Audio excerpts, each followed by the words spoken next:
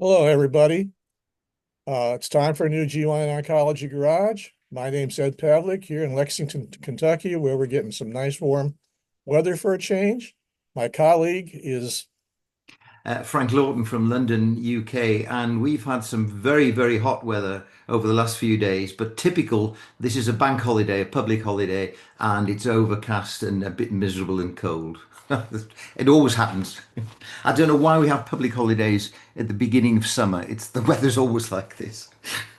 well, we're doing Memorial Day here. It's nobody's at work, and it's very pleasant. I don't have to worry about background noise here in my office. Well, Frank, let me ask you about something. I always look at the BBC to see what's happening over there, and they're telling me there's some chaos in the UK over Labubu dolls, and we've got plenty of these in the States. If you want me to send you some, they'd go well with your Hermes wallet, but I do see that they're quite expensive. What? They are indeed, yes. I picked up on this morning, and I didn't really know anything about them, but I do know that women who are influencers do ha carry these keychain little things on their bags and whatever. And there's been all sorts of riots and arguments because I don't think they're in. The demand is much more than the supply. So in various stores where these things are sold, there's been a few arguments, and I think the company or the stores that make them have stopped selling them for a few days to reduce the heat. I see. Well, we're not seeing any of that here yet, but I Oh, imagine it'll come, it'll it'll come. come, right? That type of thing. Well, we're going to We consider always a question in oncology. What's the risk to young people of childhood cancers if they're in a family that carriers of BRCA1 and BRCA2 genes exist? And the answer to this question is approached in a paper, Child, Adolescent, and Young Adult Cancer Risk in BRCA1 and BRCA2 Pathologic Variants that appeared recently in the Journal of the National Cancer Institute. What this paper boils down to is the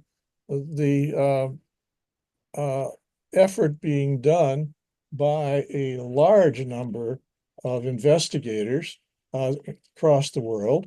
And they basically have collected information from a variety of practices in their countries and have come up with a candidate population of 47,000 and change to address this question. Now, that being said, the result we have to look at is very different from the large number that we started with, and that is shown here. And what we see is that this 47,000 plus number gave rise to a number of families that had somebody with a BRCA1 positive result, and other families that had a BRCA2 result. And then these families were followed three ways for a person who turned up under the age of 30 that had been tested for BRCA1 or BRCA2, for those that were non-carriers, and those that were untested. So with that in mind, what we're interested in seeing is how many people who are young being under the age of 30, develop breast cancer, ovarian cancer, prostate cancer, cancer of the pancreas, or other cancers. And if you see here that for the BRCA1 families, the numbers are really quite small. Breast cancer was basically 25 people out of this huge starting number. 10 ovarian cancer cases, one prostate, one pancreas, two of the non-breast ovarian cancer cases. So these are the young people that developed out of a cohort that somewhere in their family lineage there was a BRCA1 or a BRCA2 person. And from this data, the result is very simply that there's a relative risk for breast cancer in this young group of 11 times, and for BRCA1 and for BRCA2 about 5 times. The risk of ovarian cancer is not really very high. It's less than 1, so it's non-existent.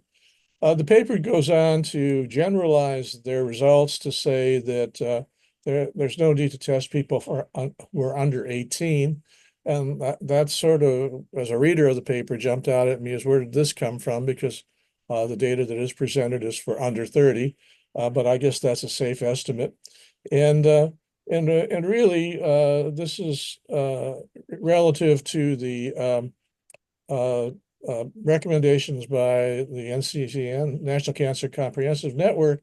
This would be basically a savings of about 5 years. Okay, so that basically the NCCN says start following these people at age 25 to 40, and basically this paper says under 30 there's really no risk, and they definitely say in writing that under 18 there's no risk.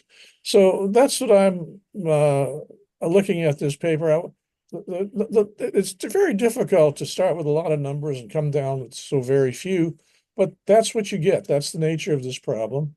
There's an 80% power on this study, and let's just suppose, Frank, that this is the way it is, that the story told here is accurate. What's your thinking?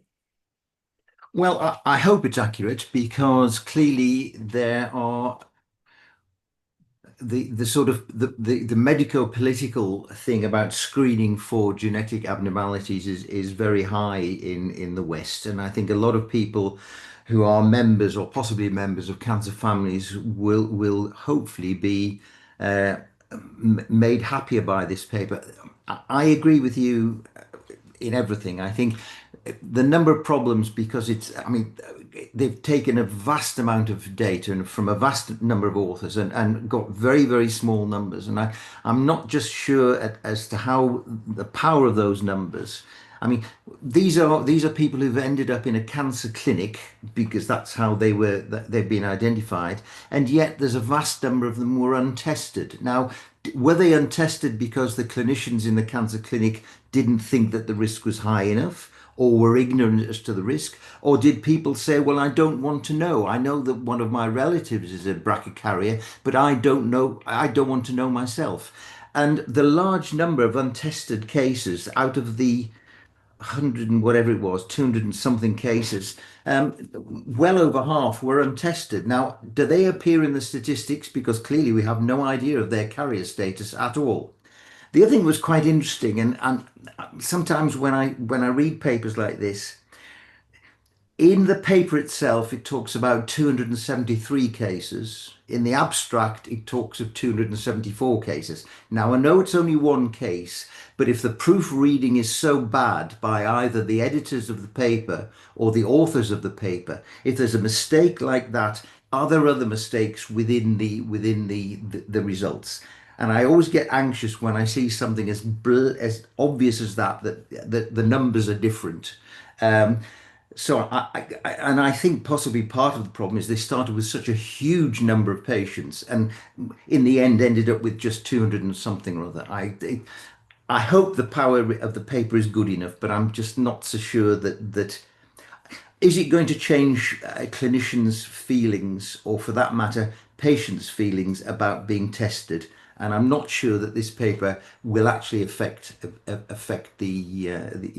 thinking of clinicians. I just don't think it's powerful enough. They say it is, and I'm sure the statistics are very clever, but the numbers are tiny. That's true. I think one thing we can take away is for the person, for the mom or the potential mom, it sort of says in my mind, have your family early. Have your family when you're going to be able to enjoy them, then start testing. And then sort of should hesitate on that because I'm not so sure if for my daughter, what I would recommend to her in terms of starting testing. Um, I guess I would say probably at the point she's in college, so that's 21 to 24, that would be a good time to start contemplating this with some headroom. Um, but the real thing is I don't particularly believe that we should disregard the recommendations by the National Comprehensive Cancer Network. Um, I think we have some elasticity in saying, great, this prediction based upon these numbers says that you don't need to panic. That's the way I would get it. Yeah, yeah. Which Probably. I mean, I used to work in a cancer genetics clinic at Guy's and St Thomas's, and that was very much the feeling that get your family sorted, get it out of the way, have the family as you wish, and then worry about the implications of your the fact that you are or you the family has a BRCA gene variant in it, and I don't think this changes it. It may reinforce the fact that, as you've just said, don't worry. But it doesn't really help very much saying, well, when should you be tested? How often should you be tested? I mean, simple things like the histology of the few ovarian cases. Are these epithelial ovarian cancers or are these germ cell ovarian cancers? And the numbers are so small and so tiny that unfortunately, I don't think it has the power that you'd want to be able to say definitively to a young person in a BRCA family, this is what we should do. I don't think it really helps from that point of view. I would say it probably puts a stopper on having prophylactic surgery by young Yeah, people. yeah. I think that's another good benefit that it reinforces.